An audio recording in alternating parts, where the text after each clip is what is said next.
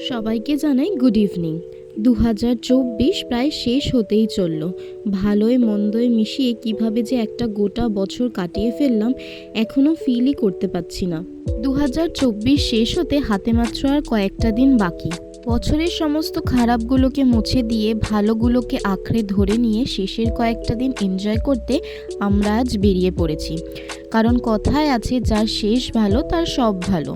আর আমাদের বছরের শেষ তো হয় আমাদের সবার প্রিয় ক্রিসমাস ইভ দিয়ে। আর গিরিশ পার্কে বাড়ি হয়েও ক্রিসমাস ইভ মানাতে একদিনও পার্ক স্ট্রিট যাব না, পার্ক স্ট্রিটের ডেকোরেশন দেখবো না, এটা তো পসিবল নয়। তাই আজকে সময় নিয়ে বেরিয়ে পড়েছি পার্ক স্ট্রিটের দিকে। রাস্তায় যেতে যেতে যেটা বুঝলাম, কেউই আর বাড়িতে বসে নেই। বছরের এই শেষ কয়েকটা দিনকে উপভোগ করার জন্য সবাই বেরিয়ে পড়েছে। তাই মোটামুটি আমার বাড়ি থেকে পার্ক স্ট্রিটের যে ডিস্টেন্স, সেই হিসেবে যেই টাইম লাগার কথা তার থেকে অনেকটাই বেশি আমাদের পার্ক স্ট্রিট পৌঁছাতে টাইম লেগে গেছিল।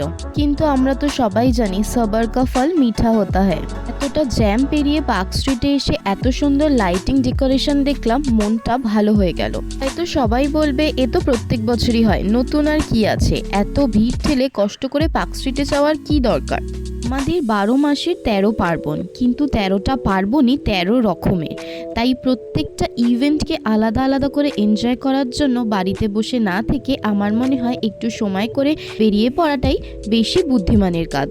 আমাকে নিয়ে অনেকের মনে এটাও কোয়ারি জাগে যে আমাকে তো সব ইভেন্টই উপভোগ করতে দেখা যায়, তাহলে আমি কাজ করি কখন? কিন্তু অ্যাকর্ডিং টু মি, কাজ কাজের জায়গায় এবং পার্সোনাল লাইফের এনজয়মেন্ট পার্সোনাল লাইফের জায়গায়। উপভোগ করতে জানলেই কাজের মধ্যে দিয়েও এই ইভেন্টগুলোকে সুন্দর করে উপভোগ করা যায়। কিছুটা এগিয়ে আমরা গাড়িটাকে সাইড করে নিয়ে কয়েকটা ফটো সেশন করে নিলাম এর মধ্যেই। তো সবের মধ্যেই আমাদের পেয়ে গেছিল জোর খিদে, তাই আমরা গাড়িতে এসে ডিসাইড করে নিচ্ছিলাম এরপর আমরা খাওয়ার জন্য কোথায় যাব। Then we will decide we will go new launch Aldo cafe, Salt Lake sector 3 beside of Seva hospital. ক্যাফেটা আমাদেরই একজন ইউটিউবার দিদির অতি যত্ন সহকারে গড়ে তোলা outlet.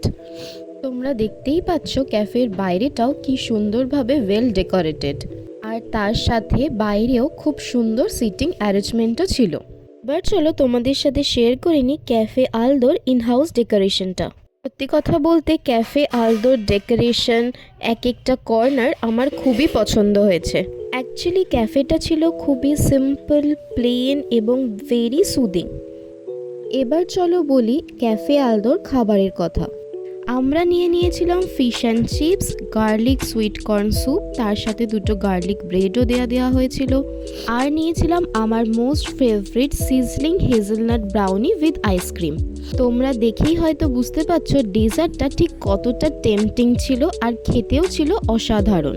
Not only dessert, Aldo ক্যাফের ফিশ অ্যান্ড চিপসটাও ছিল খুবই অসাধারণ।